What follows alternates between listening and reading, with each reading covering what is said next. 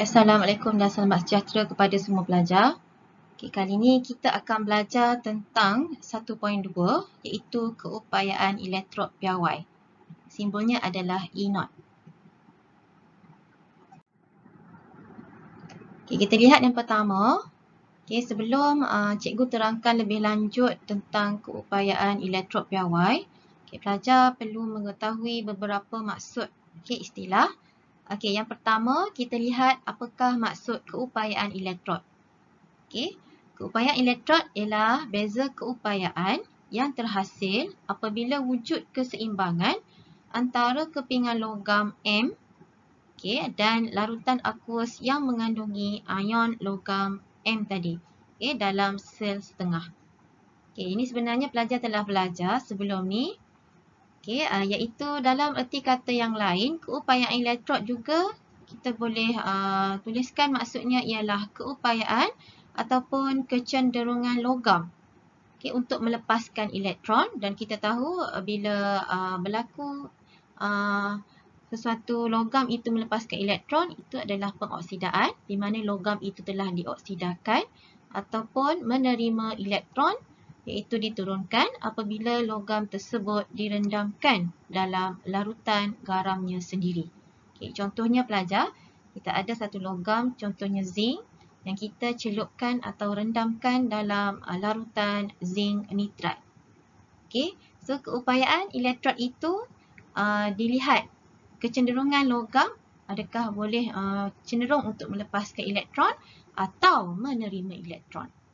Jadi kat situ maksud keupayaan elektrod. Yang kedua, kita ada keupayaan sel. Apa itu keupayaan sel pula? Jadi keupayaan sel adalah beza keupayaan di mana kat sini antara dua elektrod logam sel. Ada dua elektrod logam. Logam, elektrod ada dua. Sel, satu set sel yang menggerakkan elektron tadi daripada anode ke kathod. Daripada terminal negatif ke terminal positif. Jadi keupayaan sel di sini kita dikenali juga sebagai voltan sel ataupun daya elektromotif. Di sini elektromotif ada salah eja di sini, cikgu betulkan. Sepatutnya ini adalah elektromotif sel, iaitu EMF. Yang ketiga, kita lihat, kita baru lihat lepas kita cikgu dah terangkan tentang keupayaan elektrod dan juga keupayaan sel. Kita lihat kepada keupayaan elektrod piawai iaitu E0. Apakah E0? Jadi keupayaan elektrod piawai ni dikenali juga sebagai keupayaan elektrod penurunan piawai. Di sini keupayaan elektrod bagi suatu sistem elektrod kita boleh ukur sekiranya elektrod, sel setengah tadi, sel setengah digandingkan, kita gandingkan, pairkan dia dengan satu sistem elektrod rujukan piawai. Jadi apakah sistem elektrod rujukan piawai yang telah dipilih? Ada satu, kita pilih hidrogen. Hidrogen yang kita akan pilih sebagai sistem elektrod rujukan piawai. Bukan kita pilih lah, maknanya telah ditetapkan peringkat antarabangsa. Maknanya satu sistem elektrod rujukan piawai telah dipilih yang kita akan gandingkan dengan elektrod sel setengah yang kita nak ukur dia punya nilai E0.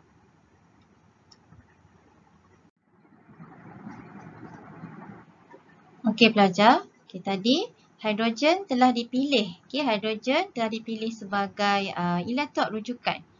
Itu elektron hidrogen piawai. Elektrod hidrogen piawai iaitu EHP ni, dia adalah satu elektrod rujukan yang kita telah pilih untuk mengukur nilai keupayaan elektrod piawai bagi sel setengah yang lain. Jadi untuk EHP yang dijadikan sebagai rujukan, kita nak ukur E0 untuk sel setengah yang lain. Jadi cara nak ukur E0 tersebut, ada keadaan piawai. Pada keadaan piawai ada 4 keadaan. Yang pertama, kepekatan ion dalam larutan aqueous perlulah 1 mol desimeter padu.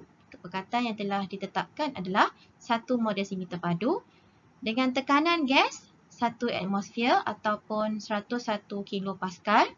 Suhu pula adalah 225 degree Celsius atau 298 Kelvin. Dan platinum digunakan sebagai elektrod lengai. Elektrod lengai ni maksudnya elektrod yang tidak reaktif apabila sel setengah bukan elektrod logam digunakan. Okey, berikut adalah elektrod hidrogen piawai, di mana elektrod hidrogen piawai ni tadi adalah elektrod rujukan piawai sel yang kita gunakan dan kita gandingkan dengan sel setengah yang lain bagi mengukur nilai E0. Jadi EHP ni terdiri daripada satu elektrod platinum yang direndam di dalam larutan asid. Larutan asid ni kita ada ion hidrogen dengan kepekatan ini adalah 1 mol desimeter padu. Maknanya kat sini kita boleh guna larutan asid seperti asid hidroklorik, asid nitrik dan sebagainya yang memang ada ion hidrogen dengan kepekatan 1 mol desimeter padu dan gas hidrogen dialirkan pada tekanan 1 atmosfer ke dalam larutan asid ini.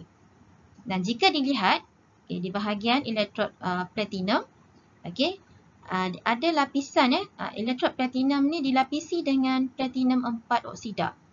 Kenapa? Apa fungsi platinum 4 oksida? Ada fungsi dia.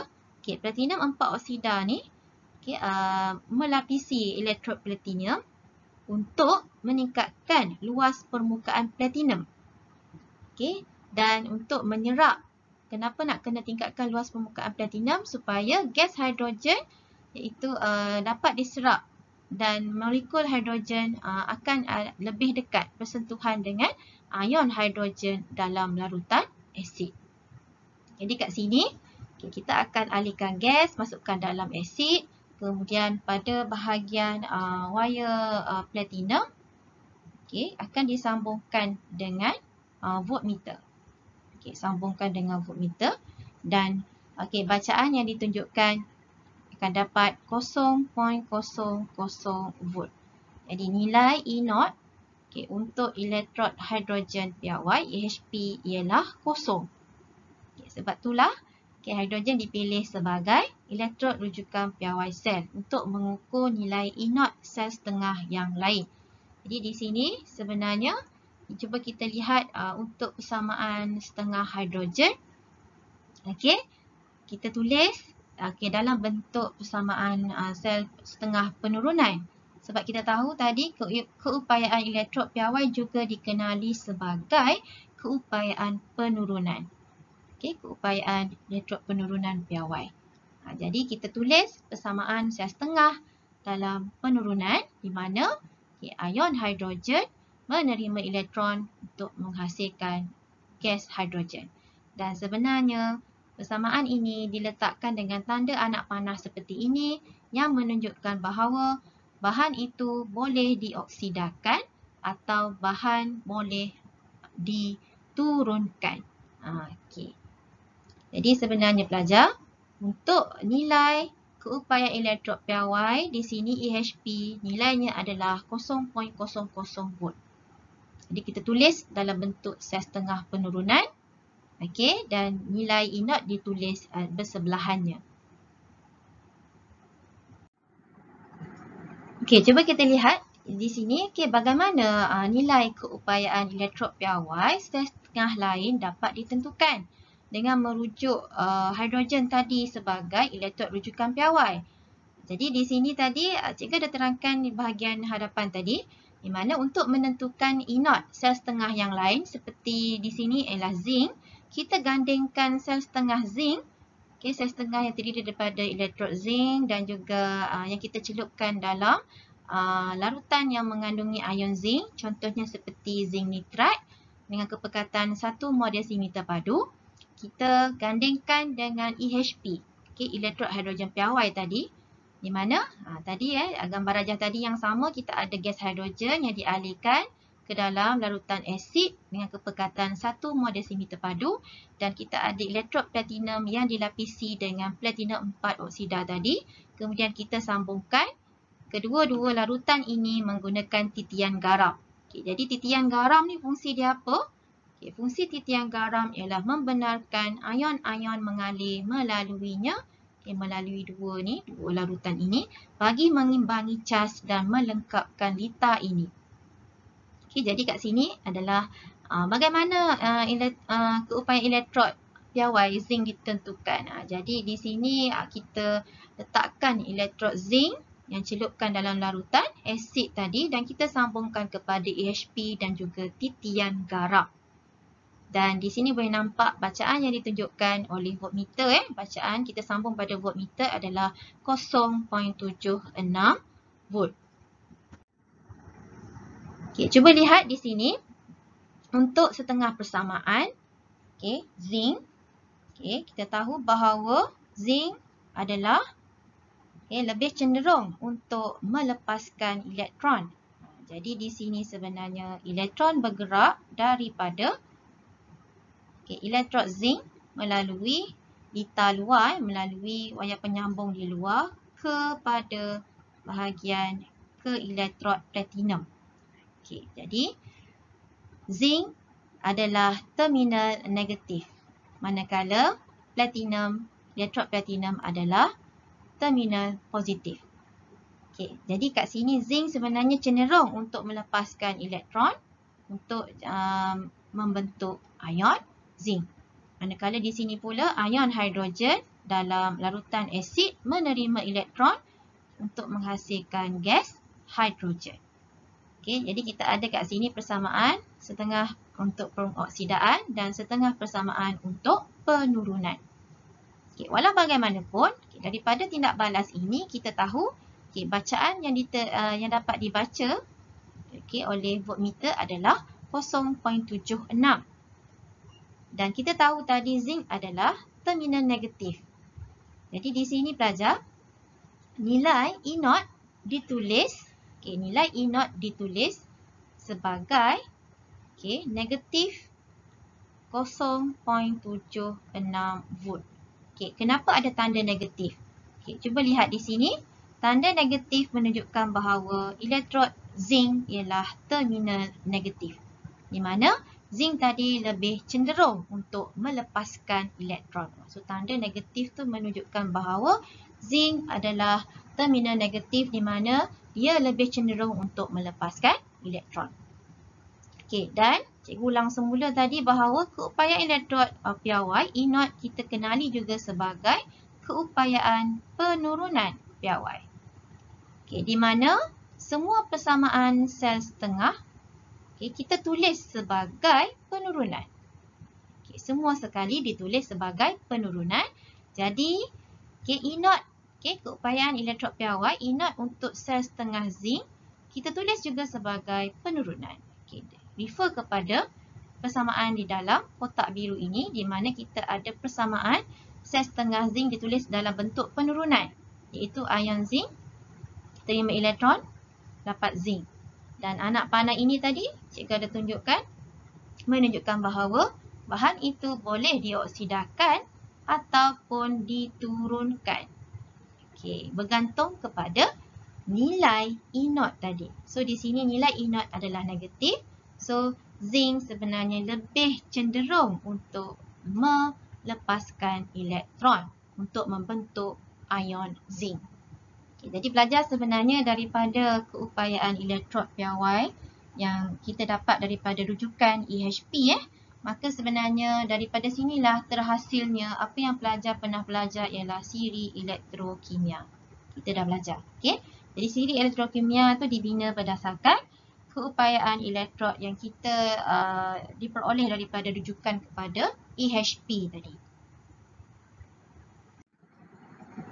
Seterusnya pelajar, untuk kegunaan keupayaan elektrod piawai ni, apa guna dia? Apa guna E0 tadi? Kenapa kita perlu tahu nilai untuk E0?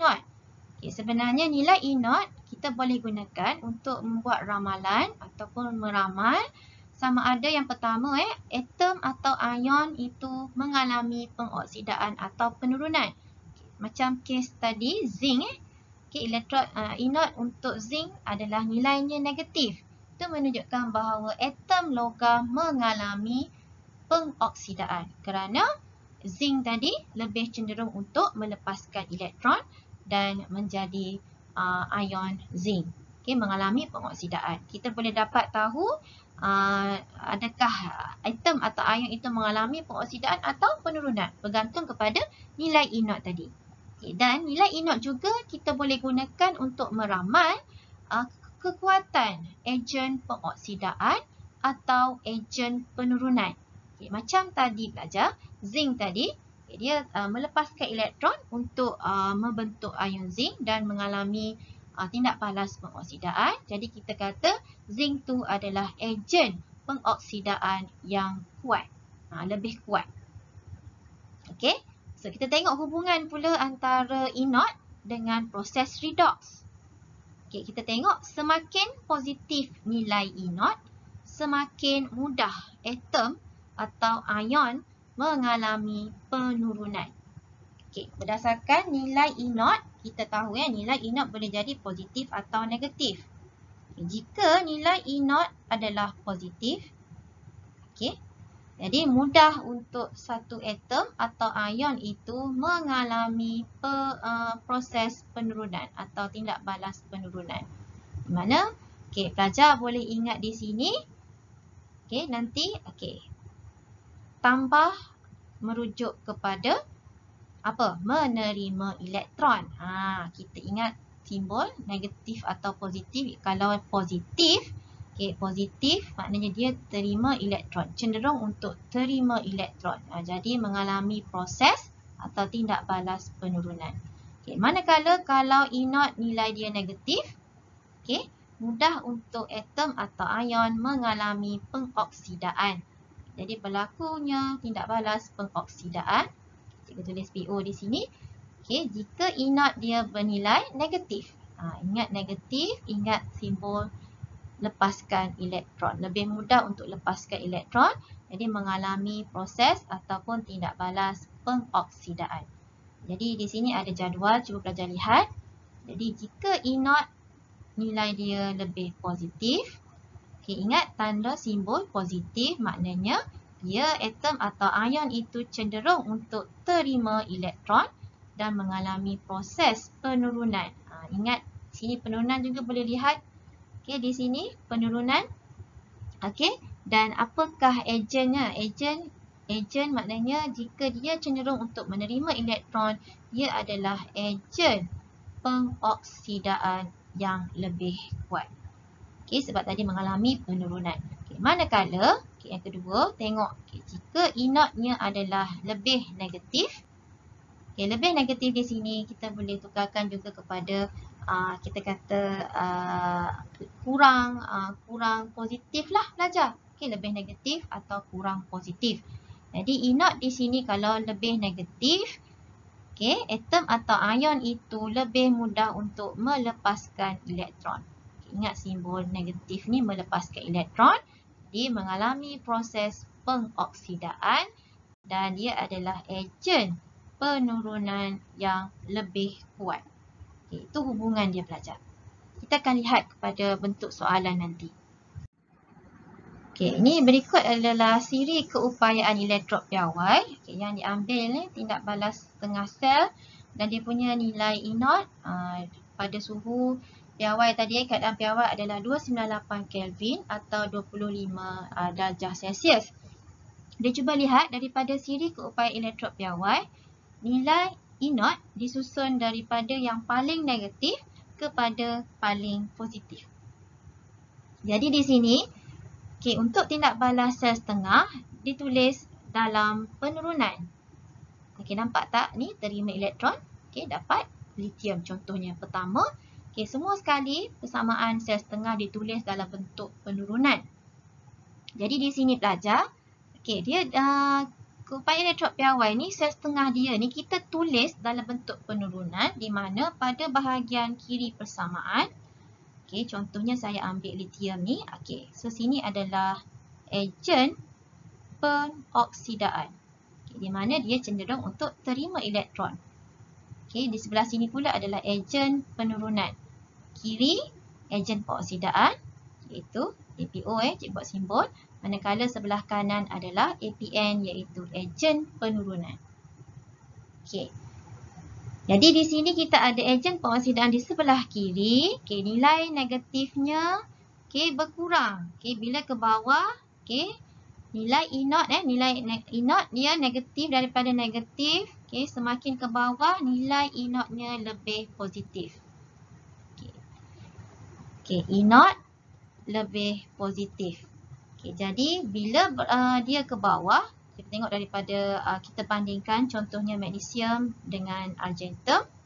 Okey, cuba kita lihat di mana ion magnesium adalah ejen pengoksidaan dan ion argentum adalah ejen pengoksidaan, manakala atom magnesium adalah ejen penurunan dan argentum atom adalah ejen penurunan. Jadi kita nak tahu untuk ejen pengoksidaan yang manakah lebih kuat? Okey, adakah magnesium, ion magnesium ataupun ion argentum? Jadi kita lihat pada nilai E0. Okey, cuba lihat nilai E0 di sini untuk ion magnesium adalah negatif 2.38. Manakala untuk ion argentum adalah positif 0.80. Jadi di sini pelajar, kita tahu bahawa tadi cikgu dah terangkan jika E0 lebih positif untuk ejen pengoksidaan, pelajar tengok jika E0 lebih positif, maka positif di sini ingat APO, Po adalah positif. Jadi sebenarnya dia adalah ejen pengoksidaan yang lebih kuat. Kenapa? Sebab antara magnesium ion dan argentum ion, argentum ni nilai E0 dia lebih positif. Jadi ion argentum lebih mudah untuk terima elektron berbanding dengan ion magnesium. Boleh faham pelajar? Kita lihat pada yang bahagian ejen pengoksidaan antara sebelah kiri kedua-dua persamaan sel setengah.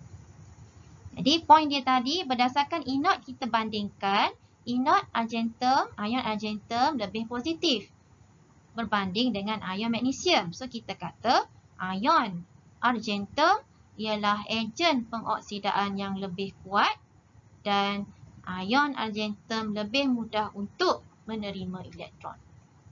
Berbanding, kita bandingkanlah kalau nak bandingkan dengan ion magnesium. Okey. Kat sini pula kita bandingkan untuk ejen penurunan antara magnesium dengan argentum. Okey, yang mana lebih kuat? So, kita lihat nilai E0. Okey, untuk magnesium nilai E0-nya adalah negatif. Okey, manakala untuk atom logam argentum di sini adalah positif.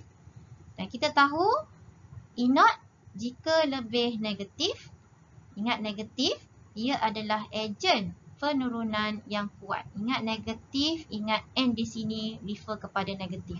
APN APN tu ejen penurunan yang lebih kuat di mana magnesium lebih mudah untuk melepaskan elektron sebab nilai E0 dia negatif tadi pelajar. Nilai E0 negatif maknanya dia mudah melepaskan elektron untuk membentuk ion magnesium.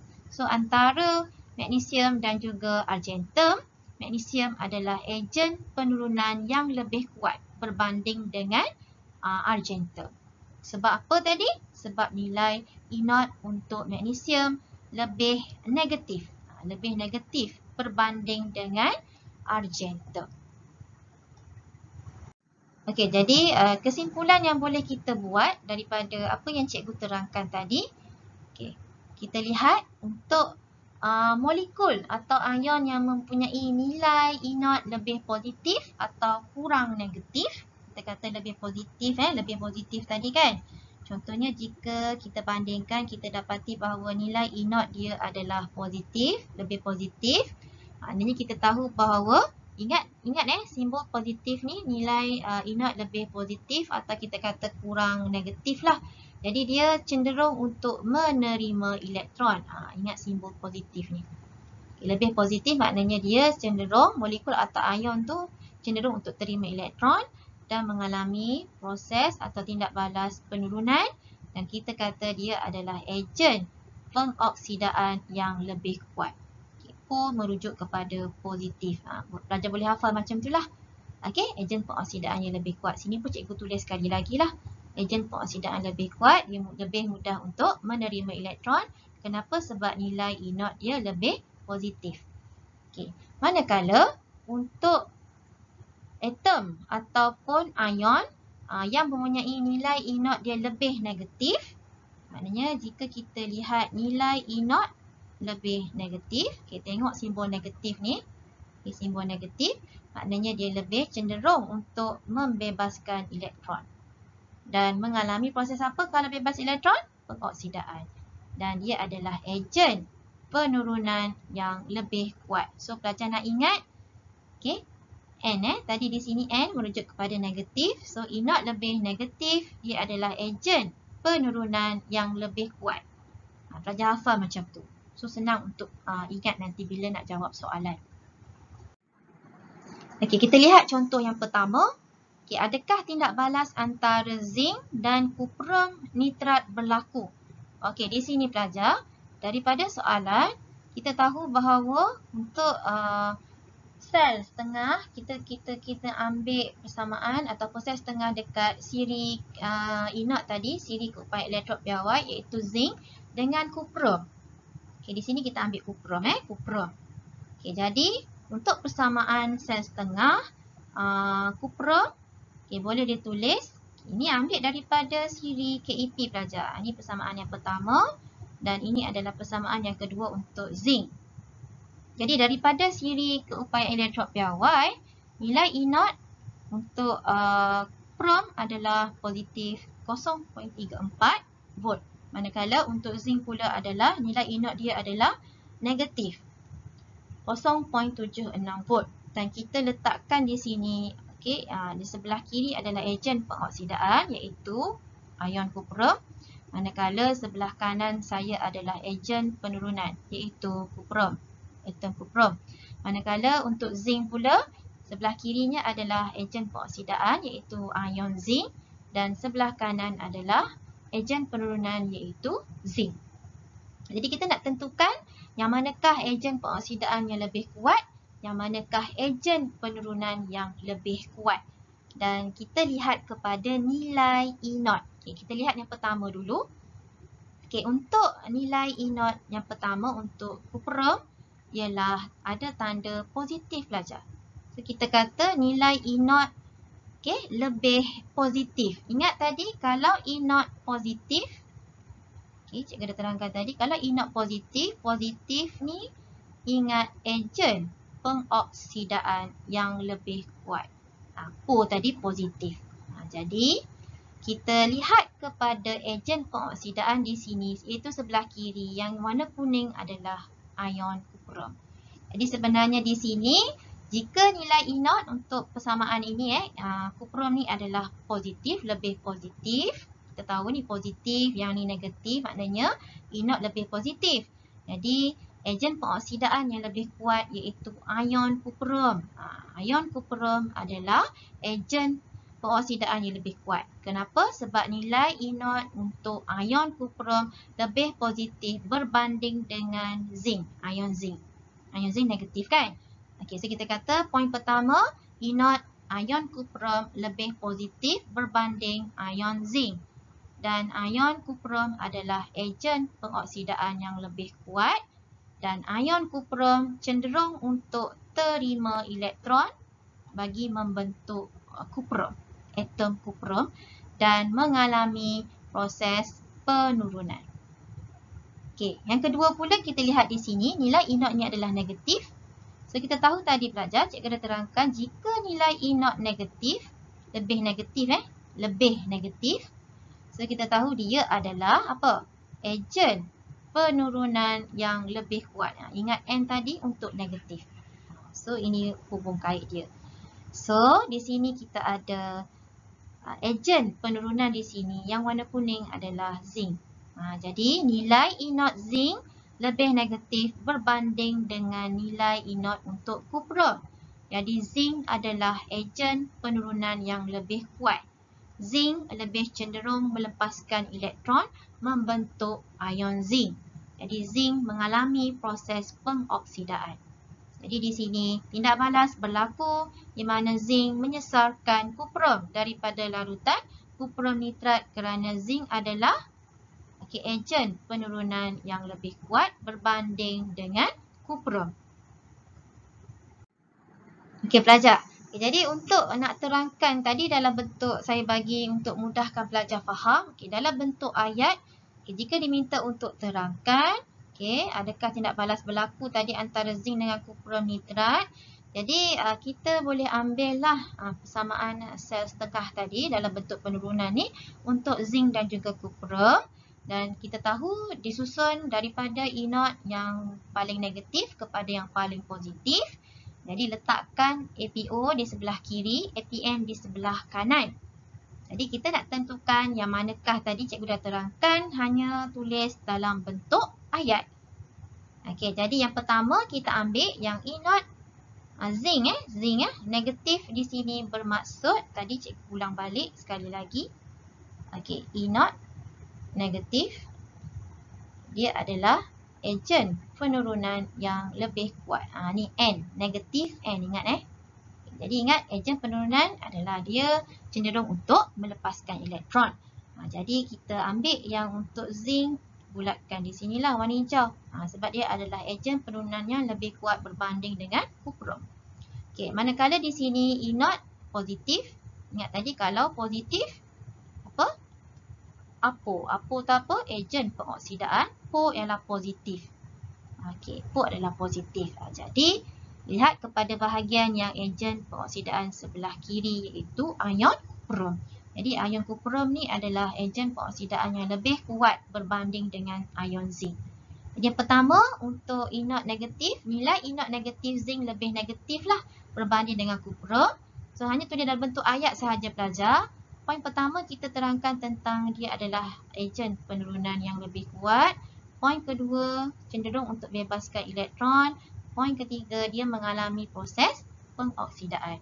Manakala untuk E0, nilai E0 positif 0.34 merujuk kepada nilai E0 ion kuprum. Ion kuprum di sini sebelah kiri lebih positif.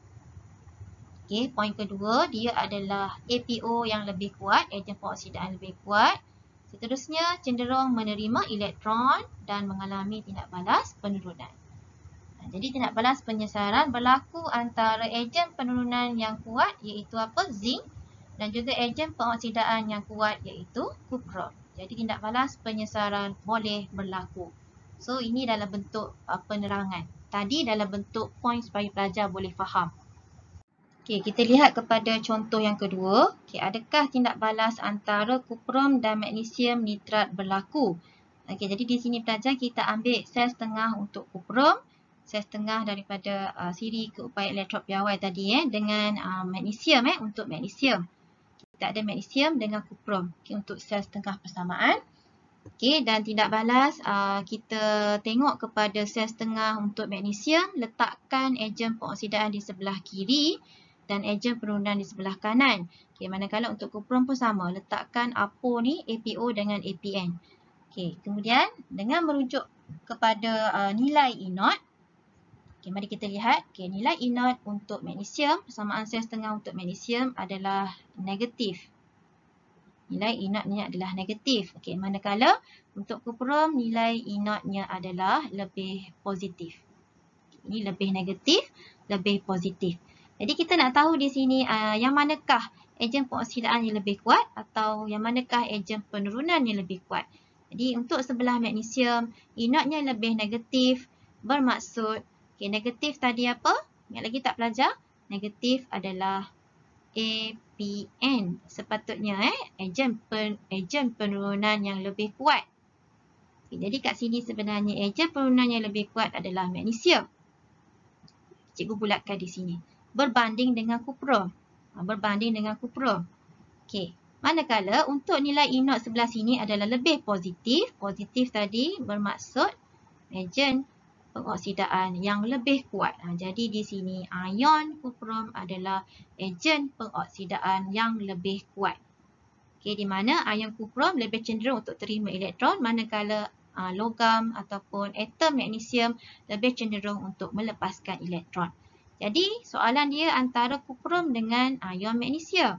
Jadi kita lihat kepada ion yang terlibat dan juga atom yang terlibat. Jadi merujuk pada yang warna kuning.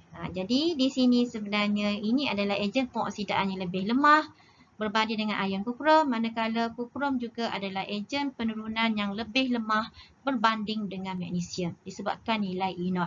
Jadi kita terangkan untuk magnesium.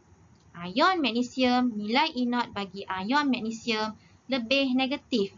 Negatif berbanding dengan ion kuprum. Jadi ion magnesium adalah ejen pengoksidaan yang lebih lemah.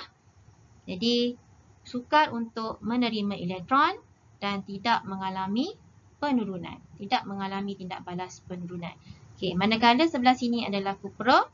Kuprum, nilai E0 bagi kuprum adalah lebih positif berbanding dengan magnesium. Kita bandingkan dengan sebelah sini APN juga. Jadi kita kata kuprum adalah ejen penurunan yang lebih lemah, sukar untuk melepaskan elektron dan tidak mengalami tindak balas pengoksidaan. Jadi sebenarnya kuprum tidak dapat sesarkan magnesium daripada larutan magnesium nitrat. Kenapa? Sebab kuprum adalah ejen penurunan yang lebih lemah berbanding magnesium. Kita bandingkan dengan ejen penurunan yang lebih kuat iaitu magnesium. Okey pelajar, jadi dalam bentuk, nak terangkan dalam bentuk ayat, penerangan, adakah tindak balas antara kuprum dan magnesium nitrat berlaku? Jadi di sini kita tuliskan dahulu dia punya persamaan sel setengah untuk magnesium dan juga kuprum dan nilai E0 untuk setiap satu. Sama seperti tadi dan kita letakkan di sebelah kiri adalah ejen pengoksidaan, sebelah kanan adalah ejen penurunan. Jadi di sini yang terlibat adalah untuk tindak balas yang terlibat antara kuprum dengan ion magnesium. That's why saya letakkan warna hijau. Jadi untuk terangkan, hanya tulis semula pelajar berdasarkan yang cikgu terangkan dalam slide sebelum ini. Di mana untuk yang pertama, kita ambil yang kuprum, nilai E0 kuprum lebih positif. Ingat bila nilai E0 lebih positif, berbanding yang ini kita tahu tadi ini yang lemah tadi yang kuat yang ni, yang kuat adalah magnesium ion. Yang kuat adalah kuprum ion dengan ejen penurunan yang kuat adalah magnesium. Berdasarkan nilai E0 ni. Jadi di sini nilai E0 kuprum adalah lebih positif. So kita kata ia adalah ejen penurunan yang lebih lemah. Berbanding, kita bandingkan dengan magnesium. Manakala atom kuprum tadi bila dia ejen pengoksidaan, ejen penurunan yang lemah, dia sukar untuk bebaskan elektron, membentuk ion dan tidak mengalami tindak balas pengoksidaan. Manakala untuk nilai E0 magnesium, kita tahu yang ejen pengoksidaan yang kuat adalah kuprum bukannya magnesium. So kita tuliskan nilainya memang lebih negatif. Jadi dia adalah ejen pengoksidaan yang lebih lemah berbanding dengan ion kuprum dan ion magnesium sini, ini dua positif sukar menerima elektron bagi membentuk atom magnesium, dan ion magnesium tidak mengalami tindak balas penurunan. Jadi kesimpulannya, tindak balas penyesaran tidak berlaku di sini. Kita lihat kepada contoh soalan. Cuba lihat latihan modul muka surat 35 hingga 36. Untuk latihan 31, A. Tentukan ejen pengoksidaan dan penurunan berdasarkan E0. Jadi pelajar, daripada siri E0, kita tahu contoh yang pertama, sel setengah untuk zinc. Ditulis dalam bentuk penurunan macam ni. Jadi langkah pertama, pelajar tuliskan ejen pengoksidaan dan sebelah kanan adalah ejen penurunan. Jadi kita nak tahu dia adalah ejen penurunan atau ejen pengoksidaan. Yang manakah lebih kuat? Dia ni sebagai ejen penurunan atau ejen pengoksidaan yang lebih kuat. Jadi di sini rujuk kepada nilai apa? Nilai E0. So nilai E0 dia negatif. Jadi nilai E0 untuk zinc adalah negatif. So ingat tadi kalau E0 negatif, lebih negatif. Negatif adalah ejen penurunan.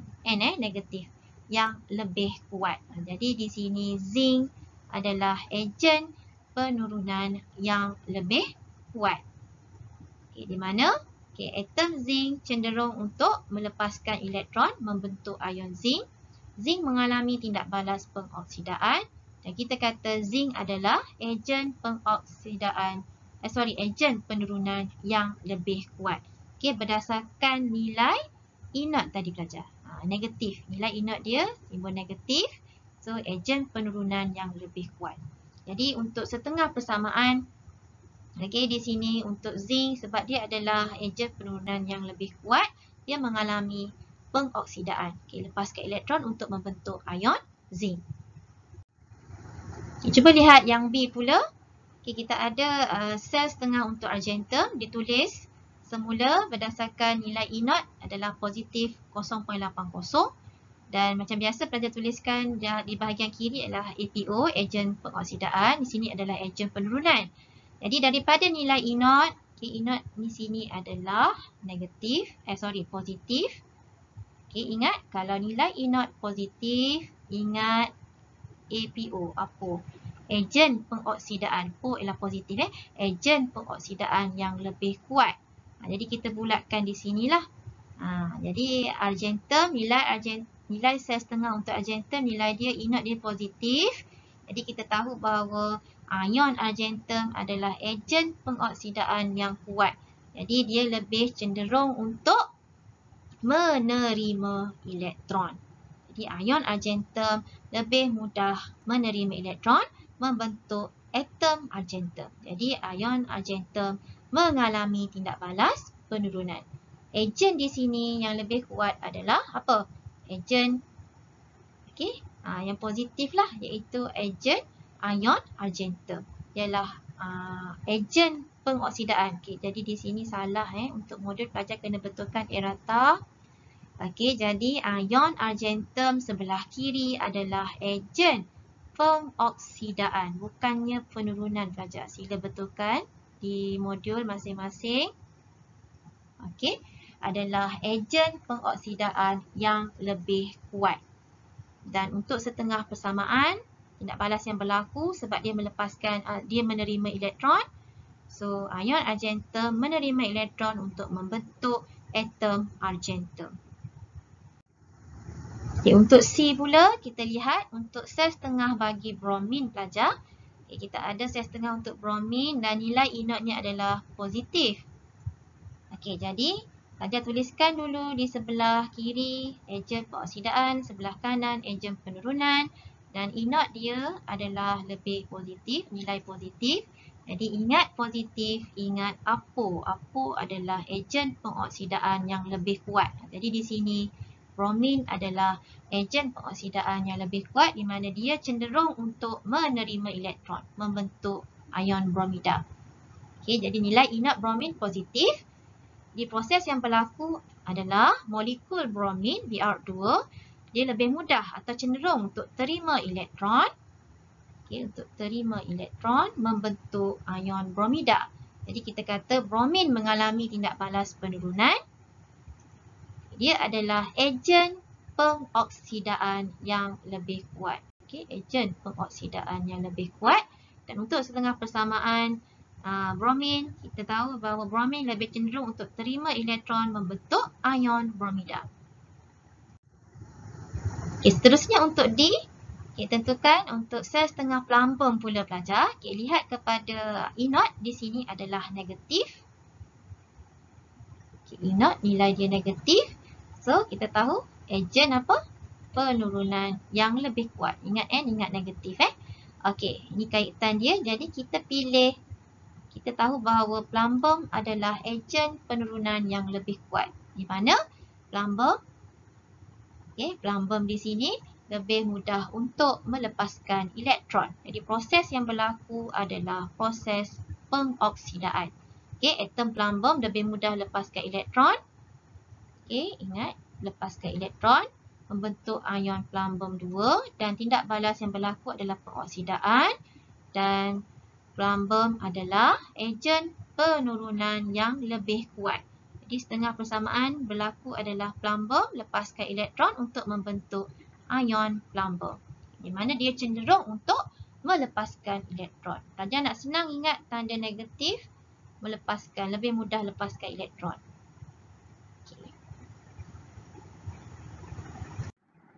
Seterusnya pelajar, cuba kita lihat untuk latihan 32. Tentukan ejen pengoksidaan yang paling kuat dan ejen penurunan yang paling kuat Okay, untuk setiap sel setengah sel tindak balas A hingga E. Okay, kita lihat yang pertama dia dah bagi contoh. Okay, yang pertama antara kuprum dengan zinc sel setengah tindak balas antara kuprum dengan zinc, di mana untuk kuprum nilai E naught-nya, ini adalah nilai E naught. Okay, pelajar boleh rujuk kepada nilai E naught yang lebih positif. Okay, bila positif, pelajar kena tahu bahawa, okay, tadi cikgu tuliskan di sini lah senang. Okay, E naught positif. Ingat positif dia adalah ejen pengoksidaan yang lebih kuat. Okay, manakala jika nilai E naught-nya adalah lebih negatif, dia adalah ejen penurunan yang lebih kuat. Jadi di sini berdasarkan nilai E naught, kita tahu kita nak pilih ejen pengoksidaan mana yang lebih kuat antara kuprum dengan zinc. Jadi positif, kita pilih kuprum. APO APO. Jadi tuliskan ion kuprum. Okay, manakala jika E naught negatif di sini, lebih negatif, kita pilih di sini adalah zinc adalah ejen penurunan yang lebih kuat. Okay, begitu juga dengan B, C, D, E pelajar. Okay, cuba kita lihat yang B pun sama, di mana untuk stannum nilai E naught lebih negatif. Ingat negatif, ingat ejen penurunan yang lebih kuat adalah stannum. Okay, jadi untuk iodin pula, nilai E naught dia positif. Ingat positif, ingat APO atau ejen pengoksidaan. Jadi kita ambil iodin sebagai ejen pengoksidaan yang lebih kuat berbanding dengan ion stannum. So tuliskan iodin. Begitu juga dengan CDE. Okay, pelajar cuba buat, okay, cuba cari jawapan. Okay, ini adalah jawapan yang cikgu paparkan. Okay. Okay, boleh semak nanti. Okay, tengok yang C merujuk kepada E naught. Okay, pilih jika E naught positif ataupun E naught negatif. Kita pilih yang manakah, tentukan ejen pengoksidaan yang lebih kuat atau ejen penurunan yang lebih kuat. Okay, seterusnya untuk soalan latihan 32. Okay, yang ni pula dia nak susunkan ejen pengoksidaan atau penurunan mengikut kekuatan. Okey, turutan mengikut kekuatan. Maknanya daripada yang lemah kepada yang paling kuat. Jadi untuk yang pertama di sini, kita lihat soalan yang pertama, kekuatan ejen pengoksidaan. Okay, ejen pengoksidaan dulu. Okay, sebelah sini pula adalah ejen penurunan. Okay, jadi kita tahu untuk ejen pengoksidaan, berdasarkan nilai E naught yang lebih positif. Manakala untuk ejen penurunan, berdasarkan nilai E naught yang lebih negatif. Jadi kita susun untuk ejen pengoksidaan yang kuat daripada lemah ke kuat, disusun daripada yang paling negatif kepada yang paling positif. Manakala untuk ejen penurunan pula kekuatannya bertambah. Untuk ejen pengoksidaan, okey, kekuatan dia bertambah. Kita lihat kepada jawapan. Okey, daripada betul lah, daripada yang E naught dia nilai negatif kepada yang paling positif. Manakala untuk ejen penurunan, nilai E naught-nya adalah terbaliklah. Terbalikkan sahaja susunan di mana nilai E naught untuk ejen penurunan adalah dia lebih kuat jika nilai E naught-nya daripada positif kepada negatif. Susunannya di sini, ini yang paling negatif sekali. Sebelah sini yang paling positif. Okay, manakala untuk ejen pengoksidaan, okay, nilai E naught paling positif sebelah sini, nilai E naught paling negatif sebelah sini. Jadi pelajar susunkanlah. Contohnya yang pertama, kalau ejen pengoksidaan yang kuat, kita tahu bahawa nilainya daripada yang paling negatif. Paling negatif yang pertama adalah zinc. Jadi sini kita ambil yang ejen pengoksidaan. Ini ejen pengoksidaan. Susunkan untuk ejen pengoksidaan. Jadi bermula dengan zinc negatif, ion zinc negatif. Okay, diikuti dengan yang kedua, okay, adalah 0.54 positif iaitu iodin, dan yang ketiga paling positif adalah ion ferrum. Okay, nampak tak susunan dia? Okay, manakala untuk ejen penurunan kita lihat yang sebelah kanan. Okay, susunan daripada yang paling positif kepada yang paling negatif. Jadi terbalik. Okay, kita letakkan anak panah. Begitu juga dengan yang lain pelajar. Cuba pelajar susunkan berdasarkan nilai E naught tersebut. Dan kita akan dapat jawapan, okay, dengan menyusun daripada yang paling lemah kepada yang paling kuat. Okay, rujuk kepada bahan yang ataupun sel tindak balas yang diberikan. Okey pelajar, jadi untuk kali ini pelajar diminta untuk cuba buat latihan buku teks muka surat 26 dengan membuat latihan aktiviti 1F dan uji diri 1.2. Okey, selamat menjawab.